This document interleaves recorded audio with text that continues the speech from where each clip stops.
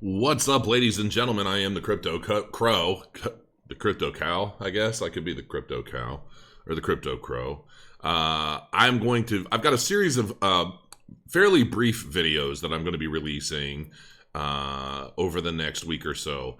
And I've been just calculating a bunch of stuff in preparation. I'm just going to release like one a day. For about a week or a week and a half or so. And basically a series of prediction videos that are hopefully going to be helpful to you. And I'm going to try and keep them fairly brief, quick. You get the information, you can get out and move on with your life. I'm just going to try a little bit of an experiment. This isn't going to be the norm. It's just something I'm doing temporarily. But looking at Bitcoin price this evening, which you're going to be seeing this tomorrow morning, it looks like we've kind of leveled out. Like we started getting a little bit of a pump, and then it started, not really a pump, but it started going up a bit. Got a buy trigger on a 4-hour with Market God, and then it started to kind of dilute a bit and starting to thin out. So it could start going back up from here yet again, but we'll have to wait and see. We wicked all the way down to 8,500. We filled the CME gap, as I understand it, and so anything is possible from here. But what we're going to be talking about is XRP.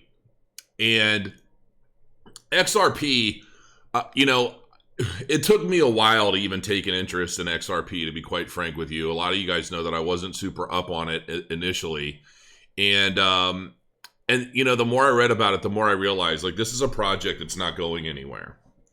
And there are a lot of projects that I'm going to be discussing and doing price predictions about that have, to me, stood the test of time and are likely going to do significantly well as we move forward into this bull market over the next basically 2 years. I'm obviously not a financial advisor. Don't invest on anything I say. I'm just a guy on the internet sharing my thoughts. Okay, that's pretty much it. This isn't, read the disclaimer at the beginning of the video, at the bottom of the video. Don't trade on anything I say, and never invest more than you can afford to lose. I could be very, very wrong. All right. So this is just me sharing thoughts and ideas on what I think could happen based off of the past and the present and the way things I think are going to move forward in the future. Now, ultimately, for those of you that you don't understand what Ripple is or XRP. Basically, in a nutshell, when we send wire transfers, okay, let's say somebody does a job for me, or I hire a freelancer or something like that, and they live in anywhere in the world. Okay, let's just say that, and I need to wire them a few grand. Well, that wire transfer not only is pretty expensive. International wire transfers are much more expensive than domestic, but they can also take weeks. They can take weeks to clear, which makes absolutely no sense to me, considering the fact that it's all just digital. It makes no sense how they, something on a ledger isn't changed from here and represented there. I don't know. I don't get it. I'm not a banker in that sense. But I know that it takes weeks and it's very expensive. And when you think about the number of people on a global scale that are wiring money from point A to point B internationally, suffering those costs, but also the end user error that often happens, the mistakes that are made during those wire transfers, not to mention the millions and millions and millions. I think it's like $4 billion or something like that. I can't remember the exact figures, but something around like $4 billion of money are tied up constantly as these transfers are waiting to be cleared. That's like $4 billion. And I don't know if it says it in here anywhere. But it's basically, it's a lot of daggone money. And it's tied up in the midst of these wire transfers. So what Ripple and XRP is trying to do, or what they are doing, and like I just saw 3 new banking companies that are partnering with XRP, and they're going to start utilizing XRP, and they're going to continue pushing forward. I believe they are going to continue pushing forward. But that's basically what they're doing. They want the banks to use XRP to send that value from point A to point B instead of the normal wire transfers. And it's actually a very, very solid idea, and it's something that I personally believe we ultimately we need a lot of different ways, like Celsius Network is, doing a lot of the loans. We've got XRP that's going to be handling a lot of the financial transfers. We just need to get rid of a lot of what the banks do altogether, because honestly, the way banks operate is truly disgusting overall. And I'm not just talking about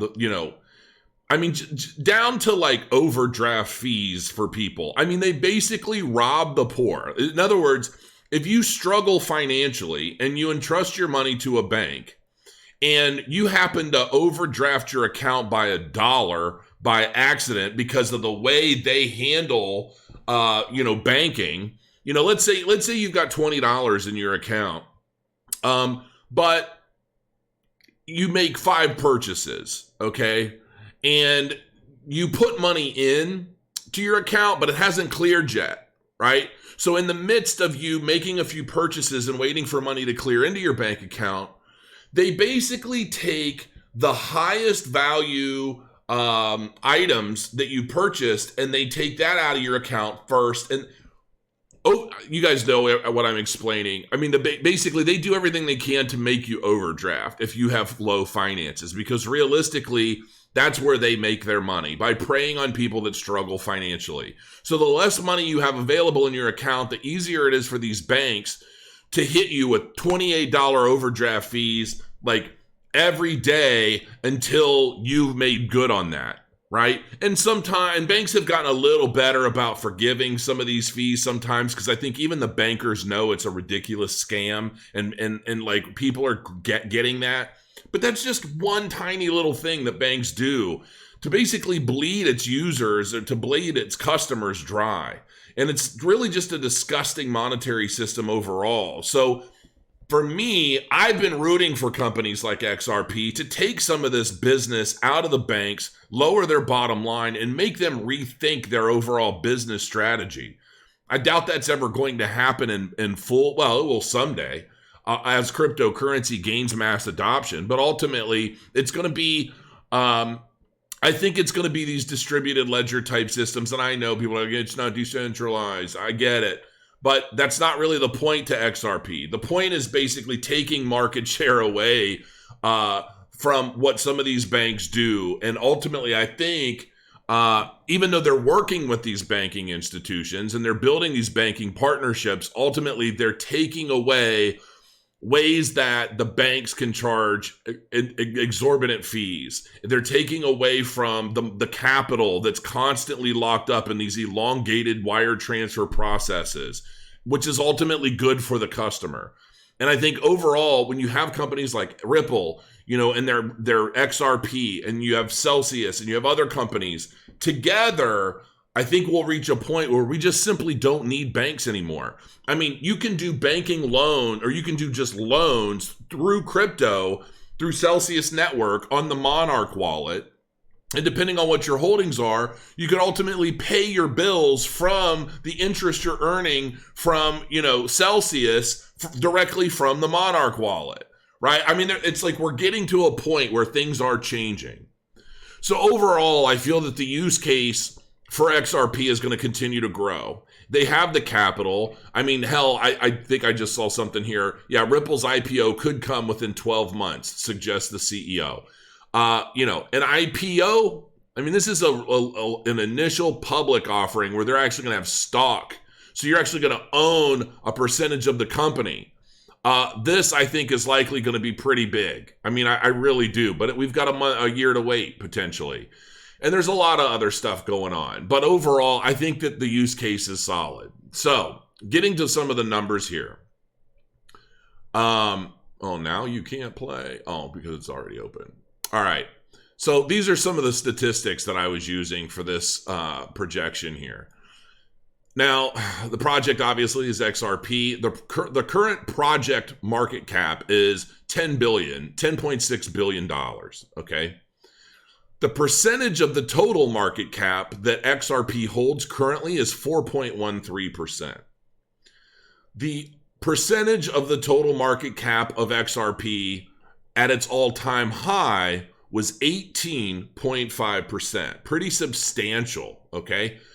Now, I'm proposing a lot of these figures based off of a proposed $1 trillion market cap, okay, in this next bull market.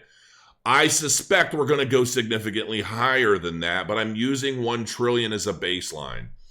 Once I've calculated things up, I feel like I'm being very generous, or conservative, I think is the word I'm looking for. At the original all-time high, they had 18.5%. I'm projecting that they could see a 20% total market cap in the future. That 20% market cap would give them a $4.57, $4.57 price at $1 trillion.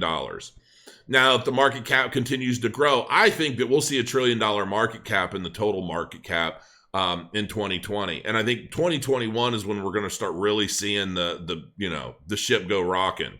And we could potentially see a $3 trillion market cap or more. I did a video in the past about a $9.5 trillion market cap and why that's not too crazy.